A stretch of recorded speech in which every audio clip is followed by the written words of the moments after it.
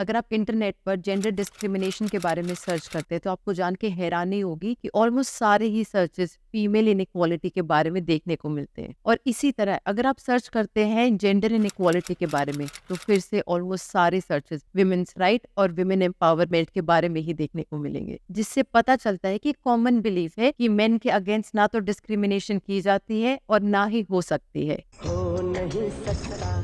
आप में से बहुत सारे लोगों ने मिसोजिनी वर्ड जरूर सुना होगा, जिसका मतलब है हेट्रेड या कंटेम्प्ट अगेंस्ट वुमेन, और वो भी मोस्टली मेन की तरफ से। लेकिन आप में से कितने लोगों ने मिसैंड्री टर्म सुना है? मिसैंड्री का मतलब होता है हेट्रेड या contempt against main. I am sure ये वर्ड बहुत कम लोगों ने सुना होगा। इनफैक्ट मुझे भी इस टर्म का तब पता चला जब मैं इस टॉपिक के लिए रिसर्च कर रही थी। इससे ये समझ में आता है कि हम मेल की प्रॉब्लम्स और इश्यूज को कितना ग्रांटेड लेते हैं। गजब बेइज्जती है।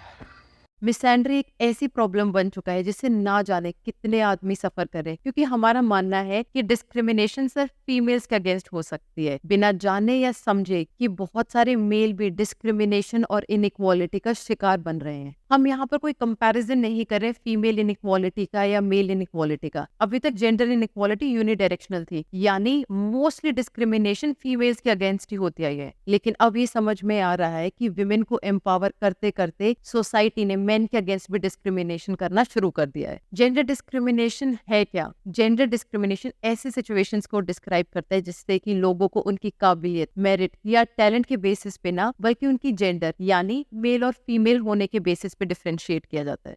लेकिन आज फीमेल इनइक्वालिटी के साथ साथ मेल डिस्क्रिमिनेशन भी एक बहुत बड़ी प्रॉब्लम बनती जा रही है, और इसका सबसे बड़ा कारण है lack of gender neutral laws. Gender neutral laws वो होते हैं जिसमें मेल और फीमेल को इक्वल ट्रीटमेंट दिया जाए। लेकिन जब बात आती है डोमेस्टिक वायलेंस की, डाउरी की या अडल्ट्री लॉ की, हमें देखने को मिलता है कि ये सारे लॉज फीमेल के फेवर में और मेल के अगेंस्ट हो जाते हैं। जैसे कि section 498A and 304B of IPC act बात करता है डोमेस्टिक वायलेंस और डाउरी की, जिसमें सीधा ही हस्बैंड और उसकी फैमिली को दोषी मान लिया जाता है।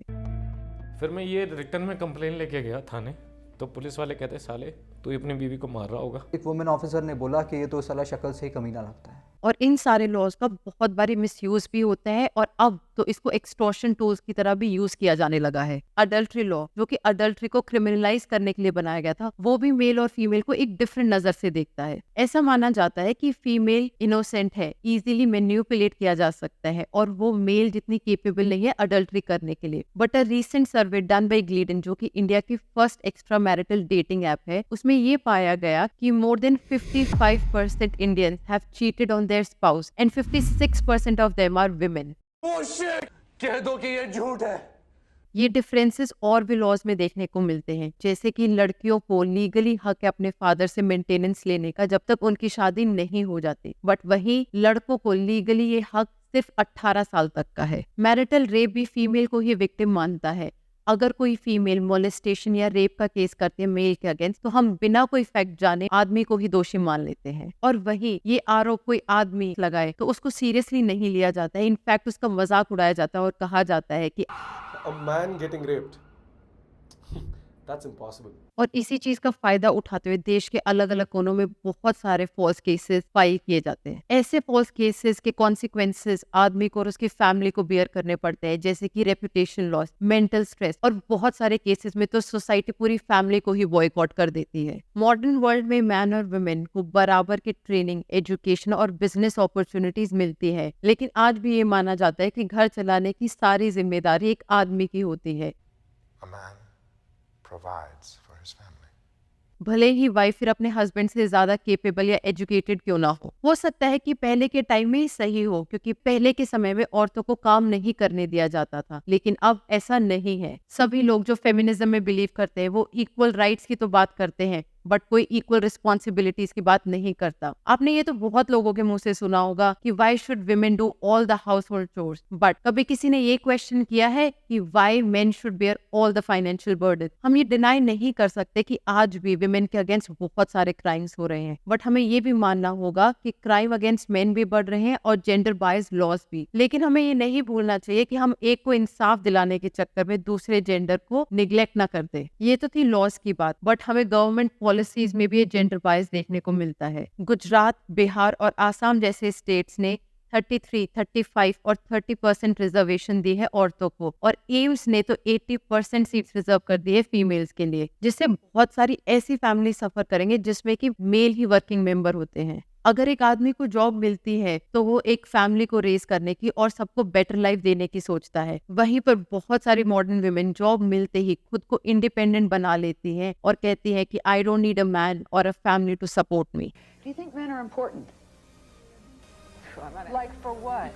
ये सच है कि आमतौर पर आदमियों को औरतों से ज्यादा प्रिविलेजेस और बेनिफिट्स मिलते हैं, बट ऐसे भी केसेस देखने को मिल रहे हैं जिससे कि इस मैस्कुलिनिटी की कॉस्ट उसके प्रिविलेजेस और बेनिफिट से कहीं ज्यादा है। रिसर्च बताती है कि हर 6 में से एक आदमी बचपन में ही सेक्सुअल अब्यूज का शिकार होता है, लेकिन समाज बचपन से ही लड़कों को कंडीशन कर देता है men don't cry and men are strong, जिसके कारण आदमी उनके साथ हुई सेक्सुअल अब्यूज और हैरेसमेंट के बारे में बात करने से हिचकिचाता है। आदमी के ऊपर टफ होने का इतना प्रेशर है कि वो अपने मेंटल और फिजिकल हेल्थ के बारे में किसी से बात ही नहीं करता है और हेल्प लेने से भी डरता है। आदमियों पर भी बहुत सारी सोसाइटल प्रेशर और एक्सपेक्टेशंस होती है। आज भी अगर कपल बाहर जाते हैं डाइन आउट करने के लिए तो ये एक्सपेक्ट किया जाता है कि आदमी ही डिनर का बिल पे करेगा, और यही नहीं, आदमी से ही एक्सपेक्ट किया जाता है कि वो शॉपिंग के बिल्स, मूवी के टिकट्स, इन सब का खर्चा वही उठाए।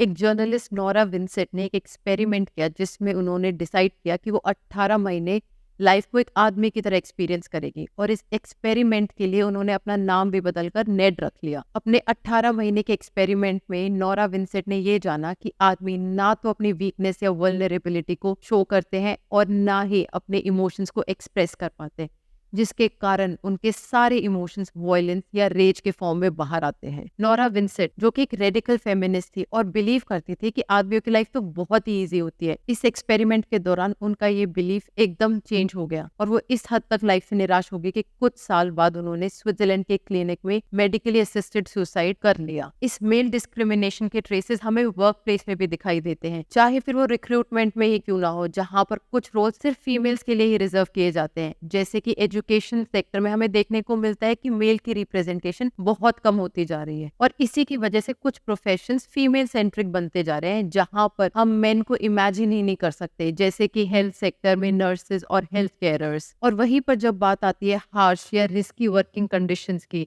तो हम सिर्फ आदमियों को ही इमेजिन करते हैं ऐसे जॉब्स में। Most people who are on the street are men. Most victims of violent crime are men. Most people who commit suicide are men. Most people who die in wars are men. हमें ये बदलना होगा। हम आदमियों से बहुत सारी expectations तो कर लेते हैं, हम उन पे बहुत सारी रिस्पॉन्सिबिलिटीज भी ला देते हैं, पर हम ये भूल जाते हैं कि आखिर में है तो वो एक इंसान filled with emotions and feelings. उनको भी प्यार, अंडरस्टैंडिंग और एनकरेजमेंट चाहिए। क्या आपने कभी सोचा है कि अपने पार्टनर, फादर या ब्रदर को कितना ही एनकरेज या अप्रिशिएट कर लेते हैं, या उनको उनका ड्यू क्रेडिट देते हैं, क्योंकि हम उनके रोल्स को बहुत ही ग्रांटेड लेते हैं। Constantly, how many people are dying for lack of an encouraging word? And how easy it is to provide that if you're careful. हम ये भूल जाते हैं कि बहुत आसान है उनको अंडरस्टैंड करना, उनको लव, सिंपैथी और केयर देना और उनका ड्यू क्रेडिट देना। और हमें ये भी समझना होगा कि ये रिस्पॉन्सिबिलिटी सिर्फ फीमेल्स की नहीं, हर इंडिविजुअल की, इनफैक्ट पूरे समाज की है। जिस तरह औरत चाहती है कि आदमी उनके राइट्स के लिए उनको सपोर्ट करे, उसी तरीके से औरत के ऊपर भी एक रिस्पॉन्सिबिलिटी है कि वो आदमियों के राइट्स के लिए उनको सपोर्ट करे और उनकी रिस्पॉन्सिबिलिटीज में मदद भी करे। वक्त बदल रहा है, चलिए हम भी बदलते हैं, दोनों ही जेंडर को इक्वल रिस्पेक्ट और फेयर ट्रीटमेंट देना शुरू करते हैं। अगर आपको हमारी बात अच्छी लगी और आप चाहते हैं कि ये इन्फॉर्मेशन ज्यादा से ज्यादा लोगों तक पहुंचे, तो प्लीज हमारे वीडियो को लाइक और शेयर करें और इस चैनल को सब्सक्राइब भी करें।